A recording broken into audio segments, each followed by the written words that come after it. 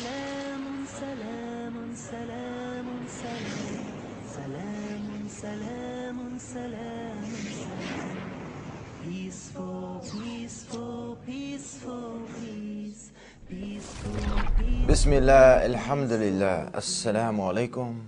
By now you know that means peace be unto you. This is a greeting that all the messengers of God greeted each other with, they greeted the people with, and we're greeting you with that same greeting. Peace be unto you. You won't find another group of people who are striving more towards peace. To have peace with their Creator, to have peace with themselves, and to have peace with their fellow human beings.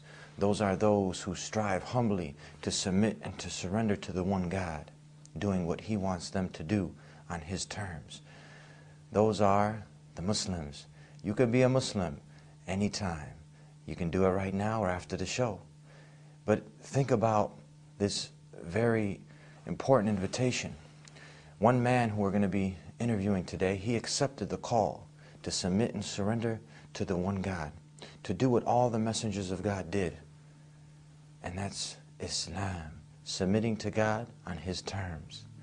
Now, we're going to be talking to James, and we have a double treat for you. We have Sheikh Yusuf Estes. He's going to be interviewing this 85-year-old man who came to Islam, who came to the submission of one God, realizing that, you know what, I've been through everything, a lot of things, different things, and this is where I needed to be. If I wanted to be successful, time's running out. We might not make it to 85 years old. We might not make it till tomorrow. And this is something that we need to think about. The lights will go on after the party, and the party will end. And you will be alone, and you will have to be accountable for everything you've done. Life is not all about just chasing that man or woman or that good time. It's not all about the baseball game and the basketball game and chasing a position and getting a lot of wealth and money. There's more to this life. And it's up to you to be sincere enough within yourself and to want to know more. That's the first step. And then to ask the one who has created all this to guide you and to make things clear. That'd only be fair. If you wanted it, it'd only be fair if He gave it to you, wouldn't it now? And He's willing to give it to you. He's willing to guide you because that's one of His attributes. He's the most loving, the most merciful, and He's the guide. But you want it first to be guided. So we're going to see how this man James was guided, and Sheikh Yusuf Estes is going to be talking to him, and then we'll come back. So I hope you enjoyed this week's episode of The Dean Show. Welcome to The Dean Show. No, I'm not Eddie. This is Yusuf Estes welcoming you to The Dean Show on behalf of Eddie and all the folks here at The Dean Show. Today's program is amazing and exciting with a lot of things happening. One of the biggest things of all, though, is an interview with a beloved brother of ours, a Muslim who came to faith of Islam in just recent months. And what's really interesting about this, he has spent more than 85 years on this planet in investigating faith, finding out about people, and we'll let him tell his own story. That and more is all coming up right here on The Dean Show. Alhamdulillah Rabbil Alameen. The praise to Allah, and we're now with our special guest today. We're with our brother James. James, yes, 85 years of age. I just hope I'm strong enough to go through this interview. My throat has been giving me trouble. Well, I was told that a brother just told me that's the gift of Hajj, is this special voice we get afterwards when we can't. I believe so. Well, I'm not alone in this, actually. Most of our companions in the party are in the same condition. So we're here. Tell us where we are. Where are we located? Well, we're located in Jeddah in a rather nice hotel here. Not very far from Mecca. No, not very far. I don't know how many kilometers, but the journey time was about an hour or something like that. A lot depends on the traffic. Yeah, it does. So why would you and I, be here in a place usually associated with Arabs and that type of thing? Well, we're here as a newcomer to the Muslim faith. I'm bound to come here, if Allah wills, during my lifetime, at least once. And I've been most fortunate with the people who have helped me come to the position I'm in today.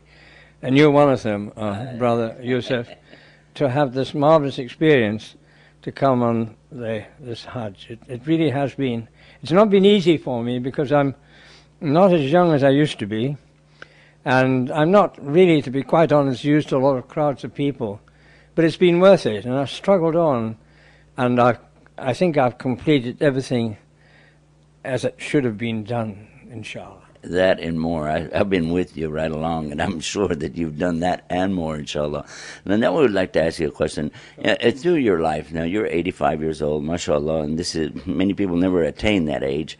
But in your experience, could you give us a little background, some of the places you've been, things you've done? Well, I was born in Scotland a long time ago. I have a middle-class family. My father was a doctor, but they were overseas in Nigeria, and he was overseas, and I didn't really see much of him, so I grew up with Scottish Presbyterian Christian relatives, and they gave me the background of believing in God and worshipping Him. And then complications came on in that scheme later on. I went to a Roman Catholic school, and I was confused and never really adjusted too well to what was then a sort of new religion to me.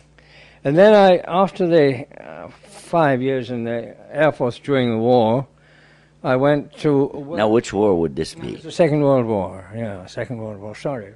1940s? Yeah, the 39 to 46, I think it's finished at 45.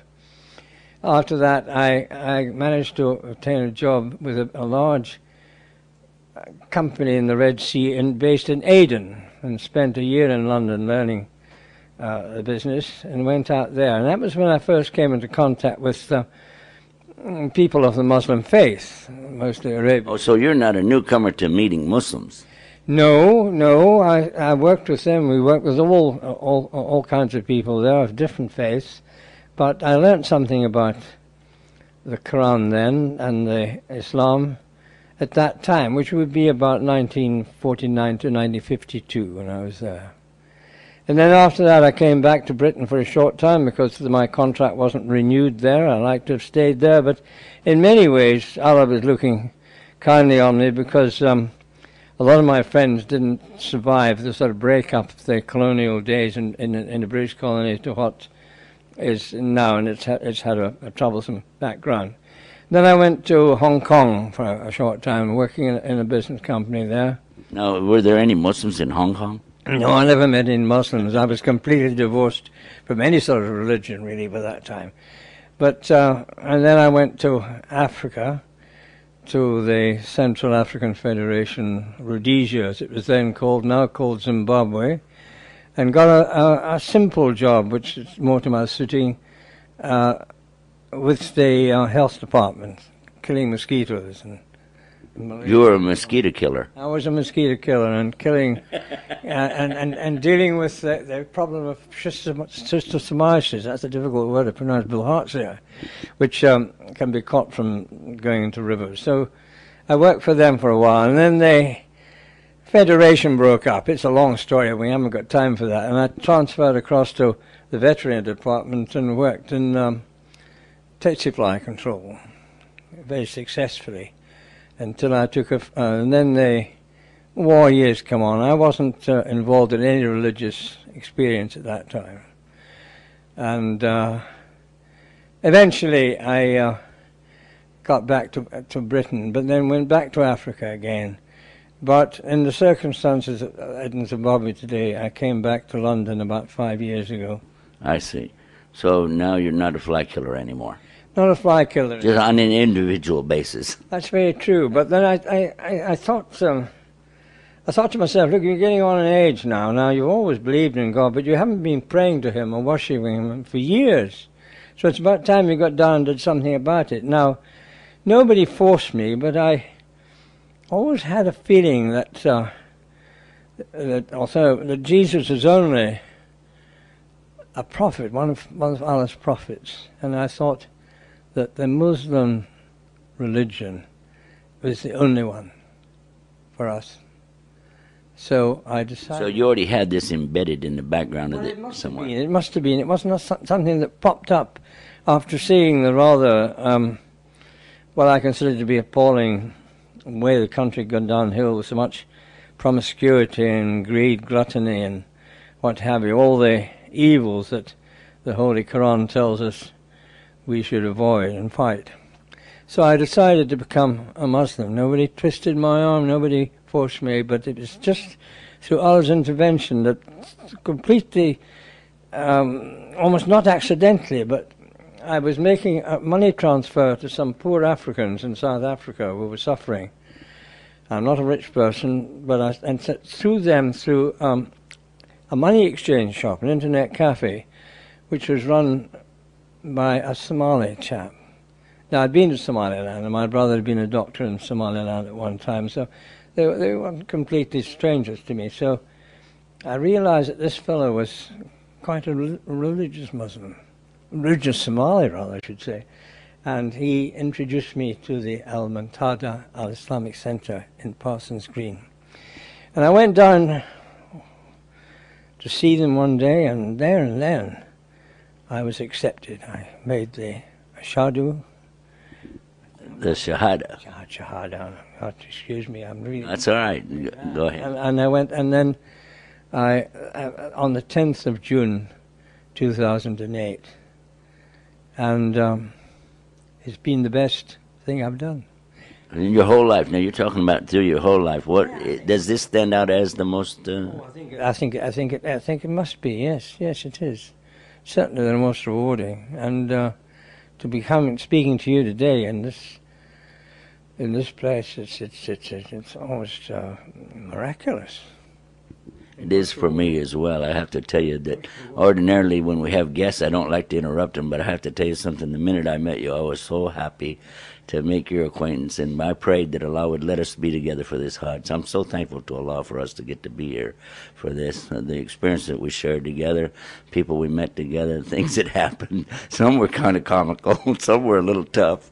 Yes, it hasn't been all that straightforward. It never is. But as you said to me, I think on one occasion when you saw me sort of not falling by the wayside in that extent, but falling down, you say, well, it's not supposed to be easy. It's really hard, you know. And so I sort of braced my shoulders again and sort of dug into that Scottish toughness, you know, and survived. It was. I'm very, very thankful to you, not only to you, but to all the brothers that have been in your team here. They've looked after me so well. Without the strong arms and shoulders of our brother from Colombia and South Carolina, I don't think I would have made it on the last day, which was very, very crowded. But I managed to get up close, pretty close to the Kaaba, and this I could hardly believe it.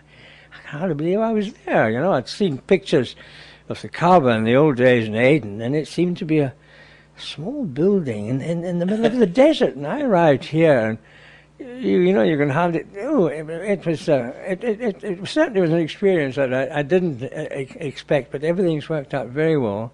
It's not easy for an 85-year-old person.